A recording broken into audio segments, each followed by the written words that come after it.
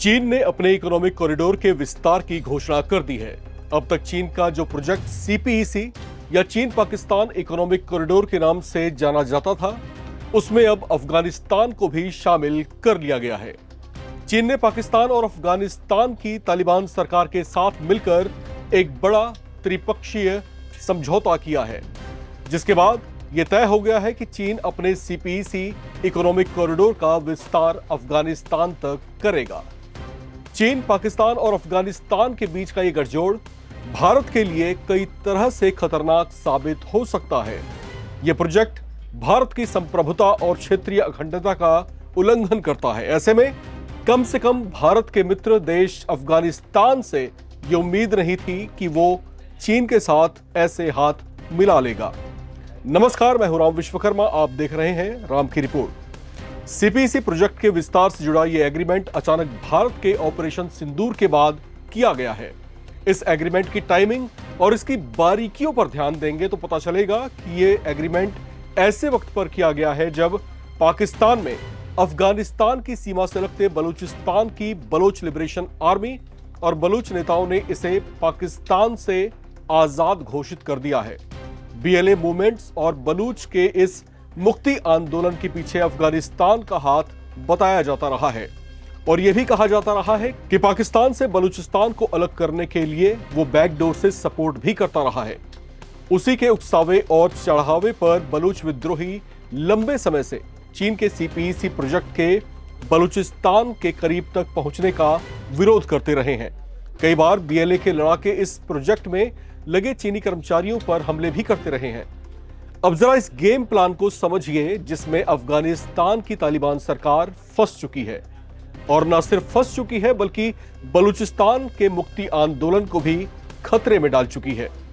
दरअसल चीन Pakistan economic corridor में अफगानिस्तान को शामिल करने को लेकर दुनिया भर के बुद्धिजीवियों का यह मानना है कि ऐसा करके चीन ने अफगानिस्तान की तालिबान सरकार और बलूचिस्तानी नेताओं के बीच दरार पैदा करने की कोशिश की है। अब बीएलए के लड़ाके पाकिस्तान में पहले की तरह सीपीईसी प्रोजेक्ट्स पर पहले की तरह हमले नहीं कर पाएंगे, क्योंकि अब अफगानिस्तान खुद इसमें शामिल है। अगर बीएलए ने ऐसा कुछ भी करने की सोची तो अब तक उसे समर्थन देती रही अफगानिस्तान की तालिबानी सरकार आंखें दिखा सकती है। अफगानिस्तान को चीन की ये शातिर चाल समझ नहीं आई और वो उसके जाल में फंस गया। चीन ने उसे जो चाशनी चटाई है, उसके मुताबिक वो अफगानिस्तान की अर्थव्यवस्था को मजबूत करने और दक्षिण एशिया में कनेक्टिविटी को बढ़ाने के लिए उसकी सहायता करेगा। यह अफगानिस्तान के लिए एक बड़ा झांसा साबित हो सकता है। ऐसा भी हो सकता है कि बलूच विद्रोहियों के सिर से तालिबान का हाथ हटने के बाद चीन और पाकिस्तान पहले इसके अलगाववाद की मुहिम को पूरी तरह से कुचल दें और फिर अफगानिस्तान से भी मुंह मोड़ लें। चीन, पाकिस्तान और अफगानिस्तान के बीच का यह नया गठजोड़ भारत के लिए कई तरह से खतरनाक साबित हो सकता है। दरअसल भारत पहले से ही सीपीईसी के पहले चरण का विरोध करता रहा है। भारत इसे अपनी संप्रभुता और क्षेत्रीय अखंडता का उल्लंघन भी मानता है। दरअसल 3000 किलोमीटर लंबा सीपीईसी कॉरिडोर चीन के शिनजियांग प्रोविंस को साउथ पाकिस्तान के ग्वादर पोर्ट से आपस में कनेक्ट करता है। चीन दुनिया भर में अपनी विस्तारवादी नीतियों को लेकर बदनाम है। उसके देश की सीमाएं 14 देशों से लगती हैं और अधिकतर के साथ उसका सीमा विवाद चल रहा है। पाकिस्तान में भी उसने सीपीईसी के जरिए सेंधमारी की है, जबकि भारत को यह अंदेशा है कि इस प्रोजेक्ट के सेकेंड फेज में वो पाकिस्तान के अवैध कब्जे वाले क्षेत्रों में भी अपने पैर पसारने की कोशिशें कर सकता है, जिससे आने वाले वक्त में भारत के सामने ज्यादा बड़ी चुनौतियां खड़ी हो सकती हैं। इसमें पहले से ही पीओके के कुछ क्षेत्रों को शामिल किया जा चुका है। $65 बिलियन वाले इस इकोनॉमिक कॉरिडोर में कंगला पाकिस्तान अपने हिस्से का निवेश नहीं कर पा रहा, जिससे उस पर चीन का दबाव बढ़ता जा रहा है। इस दबाव से निकलने के लिए वो पीओके के कुछ इलाकों को लेकर चीन के कई एग्रीमेंट्स भी साइन कर सकता है, जो भारत के लिए चुनौती बन सकता है। सीपीईसी प्रोजेक्ट के तहत चीन और पाकिस्तान के बीच उद्योग, कृषि, ऊर्जा और खनन, मानव संसाधन विकास, आतंकवाद विरोधी प्रयास और सुरक्षा के क्षेत्र में सहयोग को बढ़ावा देने के लिए मिलकर काम करने पर सहमति जताई गई थी। अब इस प्रोजेक्ट के एक्सपेंशन में पहली बार अफगानिस्तान को भी शामिल किया गया है। चीन, पाकिस्तान और अफगानिस्तान के शीर्ष नेताओं के बीच त्रिपक्षीय सहयोग को गहरा करने और सीपीईसी को अफगानिस्तान तक एक्सपेंड करने पर चर्चा हुई है। इसका ऐलान पाकिस्तान के उप प्रधानमंत्री और विदेश मंत्री इशाक डार, चीनी विदेश मंत्री वांग यी और अफगानिस्तान के विदेश मंत्री आमिर खान मुत्ताकी के बीच हुई एक अनौपचारिक त्रिपक्षीय बैठक के बाद की गई। पाकिस्तान के विदेश मंत्री इशाक डार ने चीन और अफगानिस्तान के विदेश मंत्रियों के साथ मीटिंग की अपनी तस्वीर भी शेयर करते हुए सोशल मीडिया पोस्ट में लिखा कि पाकिस्तान, चीन और अफगानिस्तान क्षेत्रीय शांति, स्थिरता और विकास के लिए एक साथ खड़े हैं। उनके कार्यालय की ओर से जारी एक बयान में कहा गया कि तीनों नेताओं ने डिप्लोमेटिक एंगेजमेंट, तीनों देशों के बीच कम्युनिकेशन बढ़ाने और ट्रेड इंफ्रास्ट्रक्चर और डेवलपमेंट की दिशा में कदम आगे बढ़ाने पर चर्चा की।